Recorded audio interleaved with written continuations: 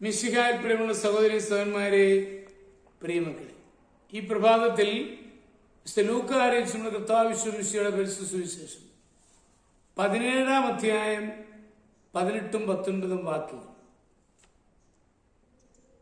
St. Luke's Gospel, chapter 17, verses 18 and 19. ഈ വിജാതീയനല്ലാതെ മറ്റാർക്കും തിരിച്ചു വന്ന് ദൈവത്തെ മഹത്വപ്പെടുത്തണമെന്ന് തോന്നിയില്ലേ? അനന്തരം ഈശോ അവനോട് പറഞ്ഞു, എഴുന്നേറ്റ് പൊയ്ക്കൊള്ളുക, നിന്റെ വിശ്വാസം നിന്നെ രക്ഷിച്ചിരിക്കുന്നു. നന്ദികേട് എന്ന മഹാപാപത്തെപ്പറ്റി ഇവിടെ പറഞ്ഞിരിക്കുകയാണ്. നിരാശരായ 10 കുഷ്ഠരോഗികൾ ഈശോയെ നിലവിളിച്ചപേക്ഷിച്ചു. ഈശോ അവരുടെ എല്ലാം രോഗങ്ങൾ സൗഖ്യമാക്കി അവരുടെ വഴിക്ക് അവർ പോയി. ഒരാൾ മാത്രം മടങ്ങി വന്ന് നന്ദി അറിയിച്ചു. നന്ദികേട് ഒരു തെറ്റായി ഈശോ വീക്ഷിക്കുകയാണ്. ആവശ്യങ്ങൾ സാധിക്കുന്നവരെ ചേർന്ന് നിന്ന് മമത കാണിക്കുന്നവർ കാര്യം സാധിച്ചു കഴിയുമ്പോൾ നന്ദി കാണിക്കുവാൻ കൂട്ടാക്കാത്തത് ദൈവമുമ്പാകെയും മനുഷ്യമുമ്പാകെയും തെറ്റാണ്.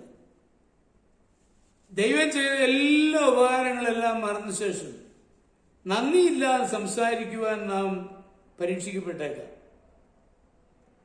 ഇല്ലായ്മയുടെയും കഷ്ടനഷ്ടങ്ങളുടെയും ഒരു നീണ്ട പട്ടിക നമുക്ക് പറയാനുണ്ടായിരിക്കും. എന്നാൽ ലഭിച്ച അനുഗ്രഹങ്ങൾക്ക് നന്ദി പറയുന്നവർക്ക് അധികം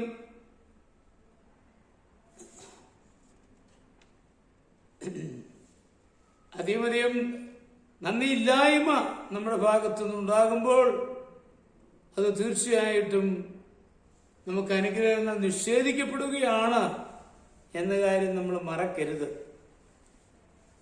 2 മാലാഖമാരെ ലോകത്തിലേക്ക് അയച്ചതായ ഒരു സങ്കല്പകഥയുണ്ട്. മനുഷ്യരുടെ അപേക്ഷകൾ ഒരു ദൂതൻ സ്വീകരിച്ചു. മറ്റേ ദൂതൻ മനുഷ്യർക്ക് ലഭിച്ച അനുഗ്രഹങ്ങൾക്ക് അവർ കൊടുത്ത നന്ദിയും സ്തോത്രവും സ്വീകരിച്ചു.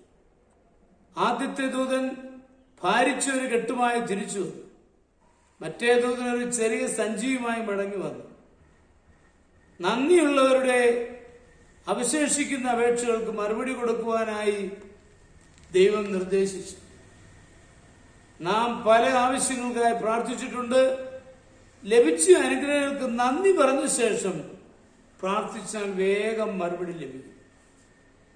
നന്ദി പറയുന്നവരുടെ പ്രാർത്ഥന ദൈവം ഒരിക്കലും നിരസിക്കുകയില്ല. നമ്മുടെ കർത്താവ് ഈശോമിശിഹായുടെ കൃപയും പിതാവായ ദൈവത്തിന്റെ സ്നേഹവും പരിശുദ്ധാത്മാവിന്റെ സഹവാസവും പരിശുദ്ധ അമ്മയുടെ മധ്യസ്ഥതയും നിങ്ങളെല്ലാവരോടും കൂടി ധാരാളമായിട്ടുണ്ടായിരിക്കട്ടെ, ഇപ്പോഴും എപ്പോഴും എന്നേക്കും. ആമേൻ.